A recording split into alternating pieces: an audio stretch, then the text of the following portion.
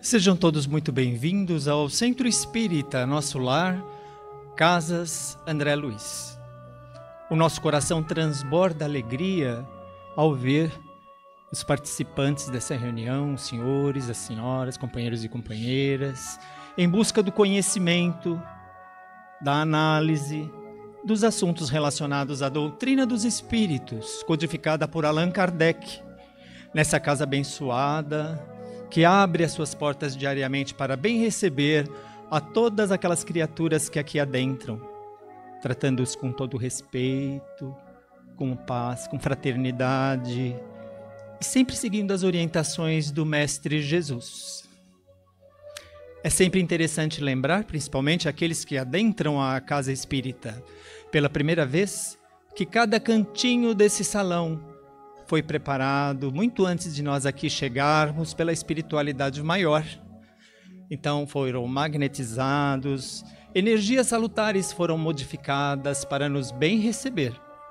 Por isso que ficamos assim tranquilos, receptivos para as informações que serão transmitidas aos senhores e às senhoras. E outra coisa interessante a lembrar é que a espiritualidade maior já se encontra nesse salão. Desde quando nós entramos, eles já estão tratando individualmente cada um dos senhores e das senhoras. Eles conseguem detectar o motivo, não é, da vinda dos senhores e das senhoras, algum eventual problema, e eles vão transmitir a solução dentro daquilo que lhes for cabível e permitido. E como sempre fazemos no início das nossas tarefas, vamos fazer uma breve prece inicial a Deus Pai, o Criador de todas as coisas do universo, sejam materiais ou imateriais. Então nós vamos fazer um convite a todos que fechem os seus olhos apenas como um modo de concentração, e eu peço que elevem os seus pensamentos nesse momento às alturas.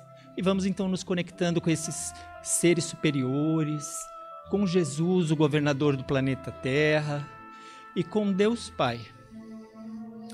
Deus Pai, Senhor da vida, agradecemos por estarmos reunidos em Teu nome. Sabemos que as leis que regem o universo são naturais e imutáveis, e todos nós e tudo está sujeito a elas. Sabemos também que é pelo raciocínio e pelo estudo que o espírito pode alcançar uma maior evolução, fazendo uma reforma íntima e aplicando no seu dia a dia. Vamos pedir a Deus Pai que possamos ouvir as orientações dos bons espíritos, que nos serão transmitidas através da palestrante, e o assunto e o tema, né, que é muito relevante. Mas que também possamos escutar essas orientações e fazermos uma reflexão sobre tudo aquilo que está sendo dito. A doutrina espírita, ela é raciocinada, nada tem que ser engolido a seco, e sim refletido nas nossas mentes, e que possamos então praticar no nosso dia a dia. Que Jesus nos abençoe hoje e para todo sempre, assim seja, graças a Deus. O tema da palestra de hoje será o objetivo da fé, no livro Vinhas de Luz, no capítulo 92. O autor, Chico Xavier e Emmanuel. Vamos então receber com muita alegria e satisfação a palestrante Miriam Ribeiro, que ela seja muito feliz nas explanações. Seja muito bem-vinda, Miriam. Muito obrigada. Bom dia, meus amigos, minhas amigas. Tenho certeza que vocês receberam esse abraço, né, que nosso companheiro falou, que estava aqui armado para a gente quando a gente chegou aqui na casa. Estou muito feliz de estar com vocês aqui, recebendo mesmo esse abraço do plano espiritual, que nos dá quando a gente adentra, quando a gente coloca um pé... Aliás, quando a gente se prepara em casa, quando a gente começa a se organizar para vir para cá, a gente já está sendo imantado uns aos outros e formando uma grande egrégora, compondo a egrégora do Centro Espírita Nosso Lar, Casas André Luiz. Saibam que nós somos um grupo de pessoas imantadas por essa grande energia. Quando a gente vem aqui, faz a reafirmação da nossa fé, do nosso compromisso com a nossa caminhada, quando a gente vem aqui, né, quase numa atitude, algumas vezes, de se ajoelhar frente às dificuldades que a gente está tendo, a gente está se fortalecendo um ao outro. Né? Então, quando ele relembra o quanto isso aqui é preparado para nos receber, que a gente tenha no coração esse sentimento de gratidão por essa preparação que é ofertada para nós, né? Para a nossa cura, para o nosso desenvolvimento, para o nosso crescimento. E nada mais oportuno do que falar sobre essa temática aqui, nesses tempos que a gente está vivendo, né? Eu achei tão interessante esse tema proposto pela casa, e particularmente esse texto, que é um texto do Vinhas de Luz, é uma página, gente. Uma página. É um texto super curto, né? Porque a gente tem as obras da codificação, às vezes capítulos e capítulos falando de uma determinada temática, né? Mas uma página, eu acho que traz para nós uma quantidade de pensar que é uma coisa muito, muito viva, muito interessante. E, primeiro, a primeira provocação que eu acho que esse texto tem é que é o seguinte, ele não está perguntando se você acredita ou não. Essa preocupação não está posta aqui no texto, pelo Emmanuel e pelo Chico. A questão é, para que serve a sua fé? Essa é a preocupação. Qual é o objetivo da sua fé? E é sobre isso que a gente vai conversar aqui hoje. Ele abre o capítulo falando o seguinte, que na maior parte das vezes, e alguns trechos eu vou ler, porque eu acho que vale a pena a gente dividir. Ele fala assim, olha, raramente o homem se entrega aos exercícios da fé sem espírito de comercialismo inferior. Comumente busca-se o templo religioso com a preocupação de ganhar alguma coisa para o dia que passa.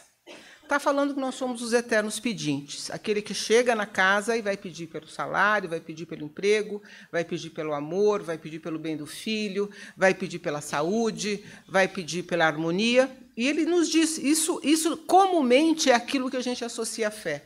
Né? Eu entro para um espaço, e pode ser um espaço como este aqui, uma casa espírita, pode ser um centro de umbanda, pode ser um templo evangélico, pode ser uma igreja católica, mas as pessoas que creem, que têm uma crença, em boa parte das vezes, vai para esses espaços e começa a fazer um monte de pedido. E e a gente pede mais. Antigamente dava mais trabalho, né, gente? Porque a gente tinha que escrever, ia pelo correio, demorar para chegar, mas agora tem um WhatsApp. Vá papum, a gente só dá um reply e vai mandando para o plano espiritual todos os nossos pedidos. E mais, agora a gente sofisticou, porque antes a gente pedia, eu quero um marido. Agora eu quero um marido que seja bonito, né? Eu quero que seja um marido que tenha uma boa situação financeira. Eu quero um marido que seja compreensível. Eu vou detalhando 1.1, 1.2, 1.2, e a gente começa esse monte de petição e de pedidos e pedidos e pedidos e pedidos. E tem algum mal nisso, a priori? Né? A pergunta que eu faria aos senhores, e qual é o problema de pedir? Qual é o problema de eu ter a fé e de eu fazer o pedido? Tem algum problema com relação a isso? Vocês acham que tem? Não. Nós identificamos questões nossas que nós gostaríamos que fossem modificadas, né? Melhoradas, amparadas, criadas, luzes que chegassem até nós para esclarecimento. Não há nenhum problema nisso. Qual é o problema que esse texto nos provoca? É que muitas vezes nós paramos aí. Nós paramos neste ponto, no envio do e-mail, no envio do zap, no envio do pedido recorrente. A gente para nesse ponto. E olha qual que é o objetivo da fé. Para que serve a fé? Eu achei esse texto muito fantástico nesse trecho que ele fala aqui, olha. Ele fala, não há vitória da claridade sem expulsão das sombras, nem elevação sem suor da subida. A fé representa a bússola, a lâmpada acesa a orientar-nos os passos através dos obstáculos. Localizá-la em ângulos inferiores do caminho é um engano de consequências desastrosas. Eu sei que está meio confuso, a gente vai ver, mas a gente vai retomar depois, tá? Porque muito longe de ser uma alavanca de impulsão para baixo, é asa libertadora a conduzir para cima. Percebam que o que ele está dizendo aqui é o seguinte, a fé, meu amigo, não é âncora para você ficar no resto do chão aqui, no limite de só pedir. Mas ela é força que te propulsiona a querer mais, a enxergar para além daquilo que está posto aqui. A pergunta que a gente faz quando discute sobre a questão do objetivo da fé é: para que é que o senhor quer isso que o senhor está pedindo? Para que é que o senhor quer o marido? Para que é que você quer esse novo emprego? Para que é que você quer essa promoção? Para que é que você quer a cura de determinada questão da sua vida, alguma doença, etc. Porque quando a gente não faz a pergunta do que para que é, a gente não voa, a gente fica no raso. A gente fica achando que nós somos apenas esses seres que estão vivendo aqui neste planeta. A gente se esquece de que a gente é espírito. A gente se esquece que a nossa jornada não é só para resolver as coisas mundanas que estão aqui. Que essas coisas mundanas do dia a dia, como ele diz, né? Esse pedido do dia a dia, ele está a serviço de algo maior. Então, o objetivo da fé é ser esse grande iluminador, a pensar: espera aí, para que é que eu quero isso na minha vida? E para eu saber por que eu quero um marido bonitão e rico, eu tenho que dizer o seguinte: a primeira coisa, eu tenho que estar bem. Eu também tenho que estar legal, né, gente? Eu também tenho que fazer o meu esforço pessoal de ser uma pessoa saudável e razoável. Se eu peço um relacionamento afetivo com alguém, eu tenho que estar disposto a fazer a troca para isso. Se eu quero alguém compreensivo e razoável, eu tenho que fazer o esforço de olhar as minhas próprias sombras. Eu tenho que estar preparado para receber aquilo naquele formato que eu estou dizendo que eu quero. Quando eu peço um relacionamento, por exemplo, é o para quê? É para eu crescer, para eu me desenvolver, é para eu, de fato, fazer o cumprimento, eventualmente, de pendências que eu tenha nos outros tempos. Quando eu peço riqueza, quando eu peço dinheiro, tem algum problema nisso? De jeito nenhum. Isso me faz lembrar o Chico Xavier, em 81, 82, não sei quantos se recordam, alguns talvez nem tivessem nascido nessa época, mas ele foi indicado para o Prêmio Nobel da Paz. Teve mais de 2 milhões de assinaturas de indicação. E um repórter perguntou para o Chico o seguinte: Chico, se você ganhar o tal de $1 milhão aí, né, que o Prêmio Nobel dá, o que você vai fazer com esse dinheiro? O Chico respondeu o seguinte: olha, eu não estou preocupado com o que eu vou fazer com esse dinheiro, não, se eu ganhar. Eu estou preocupado com o que esse dinheiro vai fazer comigo. Percebam? Aquilo que você pede para a sua vida, você está preparado para receber, meu amigo? Isso está a serviço do seu trabalho, da sua missão, das questões que você precisa resolver nesta vida? Essas coisas cotidianas que o senhor pede, né? Por exemplo, eu vou falar do trabalho, né? Eu peço um trabalho melhor, eu peço um esforço maior, eu peço, sei lá, eu ganhar 3 vezes aquilo que eu ganho. O senhor já pensou o que você vai fazer com esse recurso a mais? Qual é a contribuição que o senhor está dando naquele espaço que o senhor está? Então, a fé, ela não é aquele elemento raso de eu pedir ou receber, mas ela é abrir os meus olhos para o plano maior. Eu olhar e falar: espera aí, tem mais história para além disso que eu estou pedindo. Isso está a serviço de alguma coisa. Isso está fazendo com que eu seja capaz de eu crescer, de eu ser melhor, de ser o espírito que eu vim ser aqui neste planeta. No nível de que, se eu perder tudo isso que eu conquistei, eu continuar sendo esse ser máximo. O que eu estou querendo dizer? Vamos para o nosso caso do sul do Brasil, que está acontecendo agora, e a gente estava conversando um poucos minutos antes ali na sala sobre isso, e isso é tema de todos nós, né? A solidariedade que está acontecendo, as dificuldades, o que está acontecendo no Rio Grande do Sul, o que a gente tem que aprender com essa história, o que a gente tem que aprender com isso que está se colocando ali. E eu vendo esses noticiários, que algumas vezes nos impactam muito, eu vi um rapaz falando, né? Ele perdeu tudo que ele tinha, um rapaz próspero, que tinha uma cervejaria lá, produzia, era referência, etc., etc., e ele estava super animado com todas as perdas que ele tinha tido. A fé é o seguinte: é quando tudo aquilo que eu conquistei, se tudo aquilo que eu conquistei e que eu dava valor me é tirado, quem é que permanece? Vamos supor, esse rapaz, ele tinha um título, né, professor, educador, etc., tinha um título. Tinha uma casa bonita, razoável, que ele ganhou com o suor do rosto dele, trabalhando, etc. Não foi herança, não. Conquistou a casa. Tinha um conjunto, uma rede de amigos. Tinha funcionários, tinha uma namorada, né, tinha projetos. A namorada morreu, a casa foi inundada, não tem como voltar, aquele vilarejo não existe mais, as relações foram destruídas, aquilo que era o trabalho dele, que ele ganhou com o suor do rosto dele também, não tem perspectiva. Ele diz assim, olha, eu não posso dizer que eu vou voltar para trabalhar, porque não existe mais espaço para eu trabalhar. Não existe mais aquilo que eu construí. E aquele ser continuava ali. Porque tudo aquilo que ele conquistou ao longo da história dele serviu para quê? Para que ele mostrasse nas redes sociais um dia que ele era o dono de tal empresa e tal coisa? Até pode ter servido. Mas, ao mesmo tempo que ele estava lá aparecendo nas redes sociais como o empresário bem-sucedido, ele, muito provavelmente, eu estou fazendo aqui um julgamento, eu não sei, mas pelo que eu vi do relato dele, muito provavelmente ele estava perguntando um para quê. Porque ele estava tão sereno e tão seguro na afirmação dele de reconstruir a própria vida, que a sensação que a gente tinha é de que ele tinha aprendido a lição.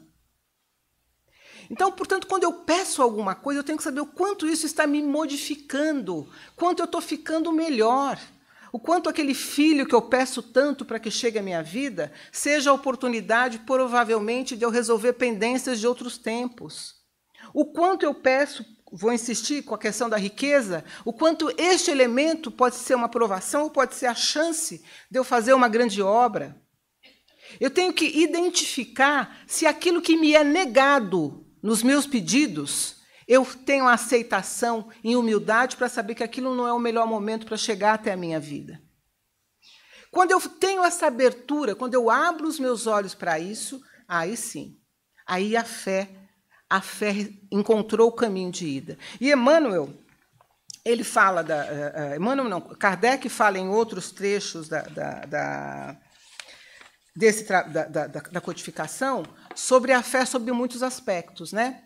Tem essa fé, que é a fé pela crença, né, que normalmente as religiões todas, a gente acredita em algumas coisas, por exemplo. Essa é mais fácil da gente entender, né, que é aquela fé que fala assim, olha, eu acredito, por exemplo, em reencarnação, porque eu sou espírita, eu acredito que tem comunicação mediúnica, né, que os espíritos conversam, assim como os católicos acreditam em ressurreição, assim como os evangélicos não acreditam em imagens, assim como o outro, enfim, cada qual tem o seu conjunto de crenças.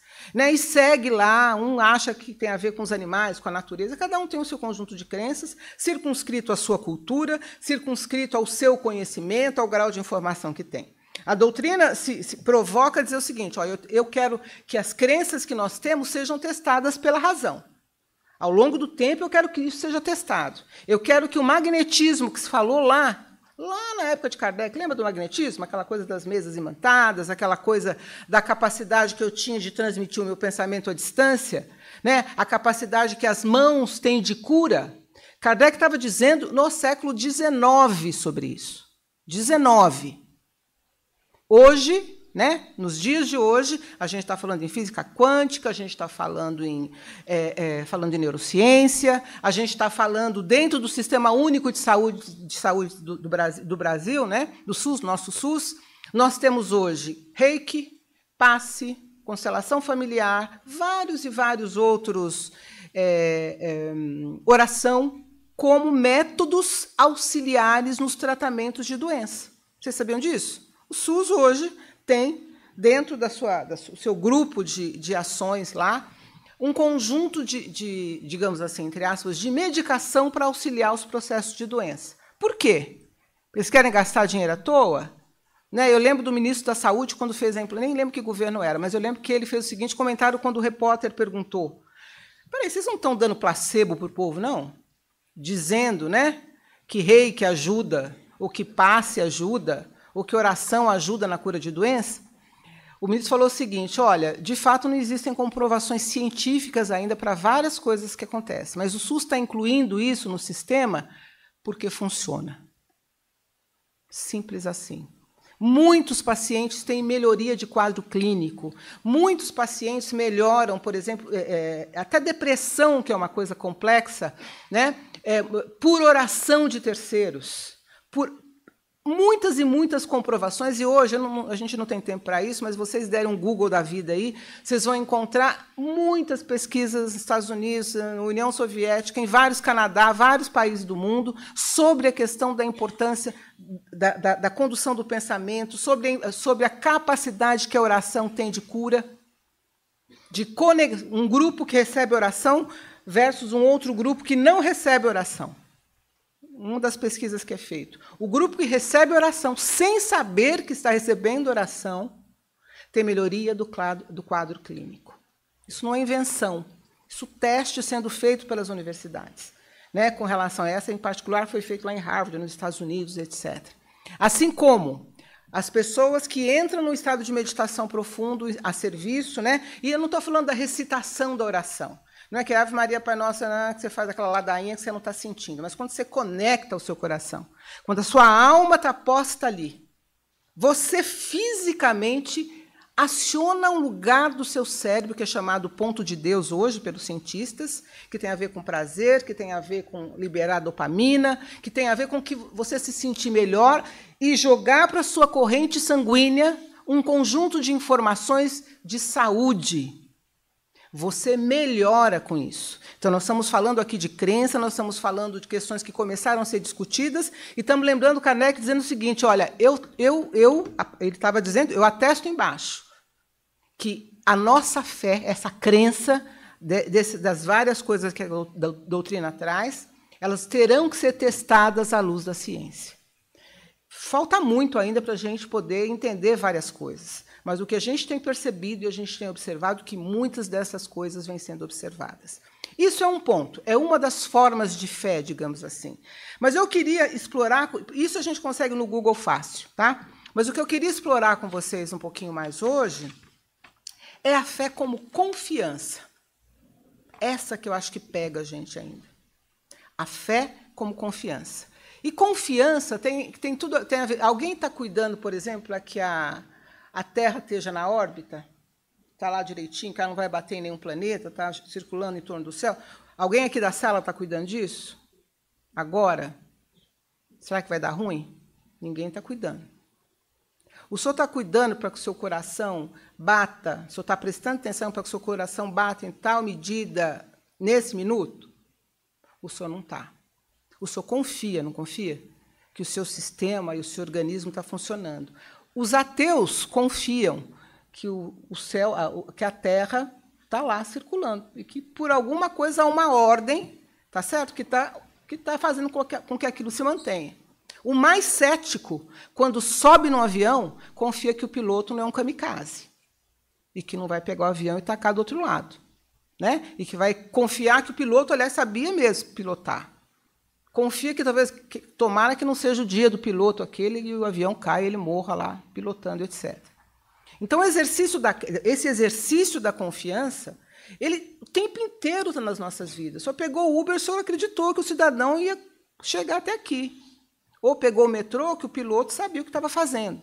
Então, esse exercício da confiança acontece de maneira geral sem que a gente pense muito. Mas Kardec, quando fala para a gente pensar na fé como confiança, é que a gente traga isso para a nossa consciência, para a nossa vida. E quando eu pensei na fé como confiança, tem uma frase que a gente ouve, eu estava falando também de um grupo de meditação que eu participo, não é aqui da casa, tem gente de tudo quanto é religião, e eles usam 4 palavras todo o tempo para a gente fazer um trabalho. E eu tenho certeza que vocês já viram por aí, que é aquela coisa assim, olha, entrega, confia, aceita e agradece. Vocês já ouviram essas 4 palavras? Geralmente tem vários lugares que a gente chega, tem. Entrega, confia, aceita e agradece. E tem tudo a ver com confiança.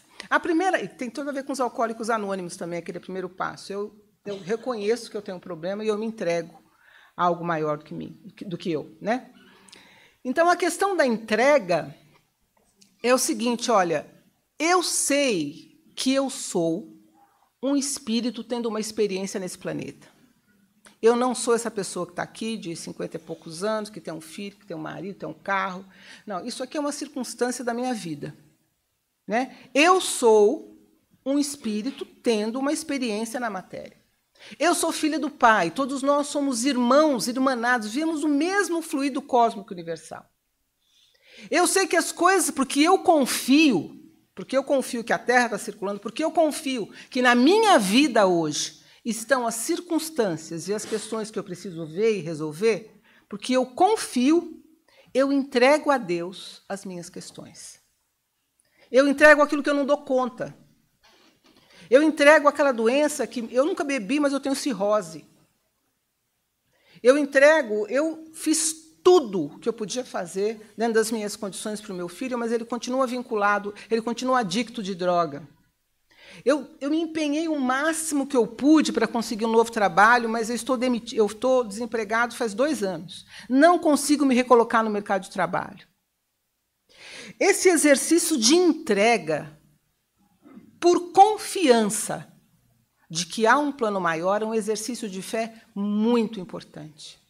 É olhar a minha vida, nas circunstâncias que ela está, eu goste mais, eu goste menos, eu tenha mais, eu tenha menos dificuldades, mas eu reconheço que eu tenho ali um conjunto de questões que eu preciso resolver, e eu entrego ao plano maior, porque eu sou co-criador, nós somos co-criadores do nosso Pai.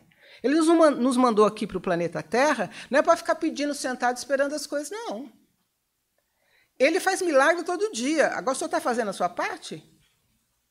O senhor quer emprego, mas o senhor está se preparando? O senhor mandou currículo? Se o senhor mandou currículo, o senhor fez um curso adicional para melhorar? O senhor procurou a sua rede? O senhor deu um jeito de criar, não deu certo mais, criou uma alternativa de trabalho, foi fazer um bico, virou Uber, sei lá eu, o que o senhor pode fazer para conseguir... Quer dizer, ele todo o tempo lhe dá elementos. Para ganhar na loteria, tem que jogar, né, gente? Tem que ir lá fazer a fezinha, senão não rola, entendeu? A gente tem que fazer a nossa parte. Então, eu entrego aquilo tudo que está para além das minhas mãos. Eu entrego. E qual é o segundo ponto? Eu confio. Eu confio que isso tudo está determinado. Imagina, eu estou falando do Rio Grande do Sul. A gente falava pouco. Difícil, né? Eu confio que aquelas circunstâncias, que aquelas coisas que estão colocadas lá têm a ver com a mão do homem, né, com as nossas imprudências, com os nossos erros, com as nossas... Lembra, nós somos co-criadores. Nós estamos interferindo todo o tempo. Na natureza, em nós mesmos, nos nossos amigos, na vida que está no nosso entorno. Todo o tempo eu estou fazendo isso. Eu sou co-criadora do bem e do mal. Está posto aí. Né? Então, portanto, eu confio que as circunstâncias e que as questões estão acontecendo como elas deviam acontecer, a partir das nossas mãos e a partir das mãos do plano maior. E eu aceito porque eu confio e porque eu tenho fé, que se o tal marido que eu queria tanto não chegou, tem a ver com aquilo que o Divaldo, lembra quando ele era jovem, no filme fala, né, que ele chega para a mentora dele e fala, mas eu quero não, mas esse não é meu plano, não, eu quero ter mulher e ter filho. A mentora fala, não está na programação. Simples assim. Essa não é a sua programação, meu filho. Você tem outras tarefas para fazer. Eu aceito que pode ser que, nessa existência, o meu desafio, o meu aprendizado, não passe por construir uma família.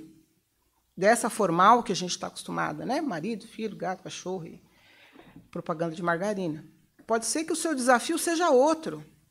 Pode ser que o seu desafio seja, de fato, ter que encarar essa doença que está no seu corpo, porque por encarnações e encarnações o senhor abusou do álcool.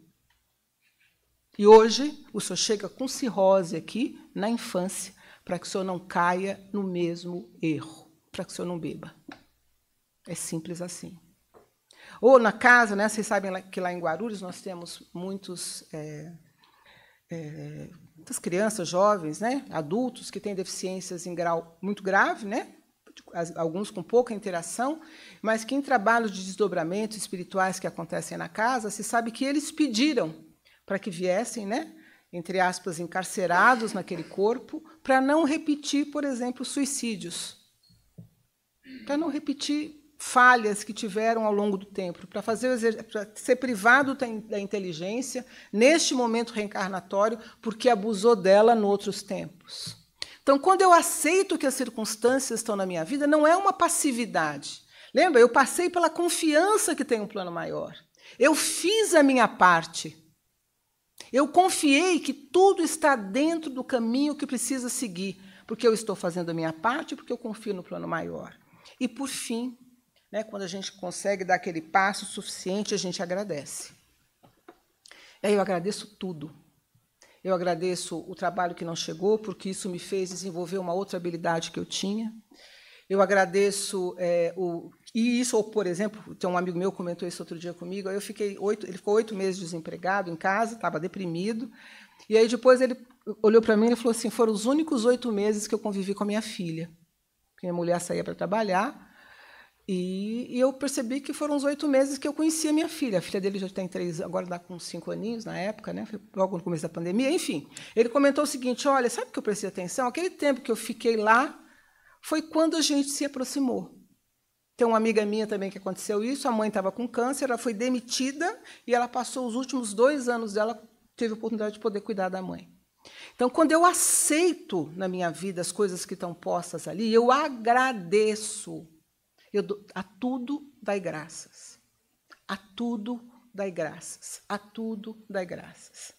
Esse exercício, né, esse exercício de agradecer, esse exercício de confiar, esse exercício de fazer a entrega verdadeira, esse exercício de saber que você está fazendo a sua parte, é a provocação que esse texto nos traz, que é qual é o objetivo da fé.